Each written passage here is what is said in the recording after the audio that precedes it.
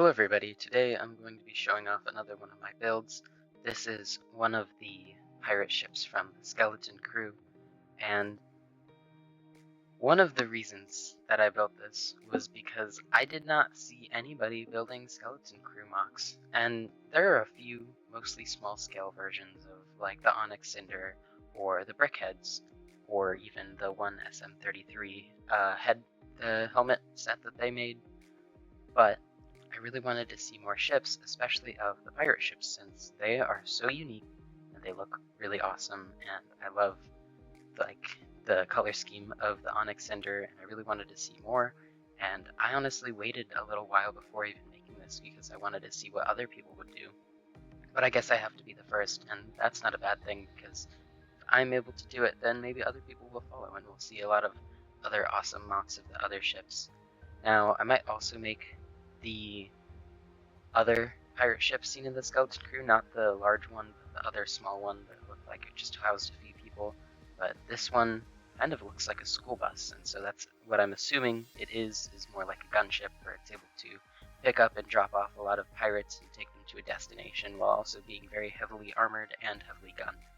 Because in the front you can see that there are at least 2 guns, a cockpit that is actually probably the best shape that I could get for this ship, as well as seats for the pilot, some controls for him to use or her, and also a ton of detail like these stripes and all of these white lines and the gray lines.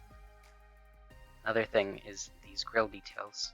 I really like the grill details, and that's actually the first thing that I started working on was this, trying to find out how I should get this angle. So I had that, and then I eventually decided on using these wide arch pieces because I think that they worked the best, and the other smaller ones were just too small. But the top here, I think, has a lot of detail. There's plenty of greebling. This is intentionally left this way, but I think maybe add another piece like that and it'll look a bit better. But you can take this off. You can see that there's an interior where we have this. This is one of the beds, and this would be what Jod is supposed to, I guess, be captured and maybe rested on. This is a chair for them to watch over him. One of my favorite details is the hyperdrive in the back. This is something that I like to do sometimes, probably the second model that I put a hyperdrive into, but I still think it's cool to put extra details like that in. But moving either further, you can see that there are these white stripes, and I know that there are these gray gaps, but I kept that there on purpose. I know that I can fix it, but I think that it just adds like a little bit more wear and tear, and so I think it adds to the ship instead of taking away from it. And again, at the top, you can see that there are more curves and different greebly parts like these. They're supposed to be, I guess, like exhaust or engine outputs, and it comes out with this orange glow, which I think is really nice. Another thing is that these engines, they do go up and then they come back down, so I was able to get that shape really nicely. These wings as well, I tried to copy how it was on the Onyx Cinder, but I think that it is a little bit like less of a dramatic slope. Then we have some more, I guess you could call this greebling. It is technically, it's just supposed to be like more output or just pipes coming down under this. You can see that there are these guns, and they are able to move, and then also these 4 fins on each side, which could be, I guess, for moving around in atmosphere, or maybe they are for something else. But then in the back you can see we have all of these engines, and there is also this really smooth design. This is probably the second thing that I worked on, where I used this piece. It's one of the mud guards, and I thought that it gave the perfect shape for the back. Now the next thing that I wanted to discuss was the structure of it.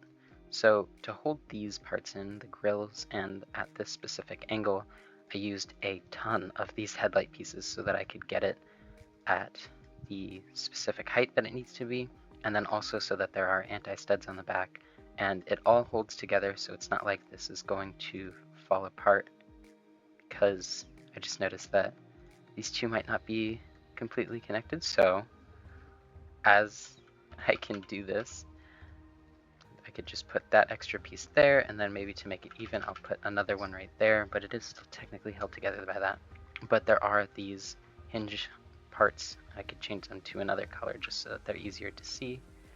These hinge parts that hold it in at that specific angle, and then they also have more of these, and they're staggered so that you can hold them in at less than a brick. So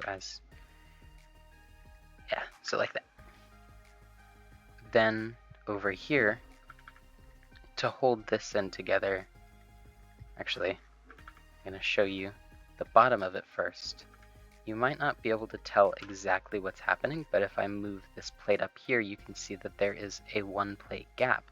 That is because I have used this special technique where you take a snot brick and a jumper, and then you connect it directly into Technic. And that gives it a wider body that is not on the grid, and so that is how I'm able to get this angle to line up so perfectly. So there is a little bit of a gap, but that won't be visible in real life because you can angle it, and it's just a very specific angle that it's at currently. But yeah, that's pretty much how I did this. There are a few other MOCs that do this, like the, for example, the A-Wing by 2 Bricks. I think that he employed a similar technique so that he could get a very specific angle and shaping of his A-Wing. So I really liked that, and that's one of the reasons that I chose this design, is because I wanted to do something reminiscent of that, but also so that I could get exact details. And it really came after making the details when I was deciding on how wide it should be, because there are a lot of ways that I could have made this ship, and I think it could be smaller, but for now I think that this looks really good, and so that is the way that I'm going to keep it.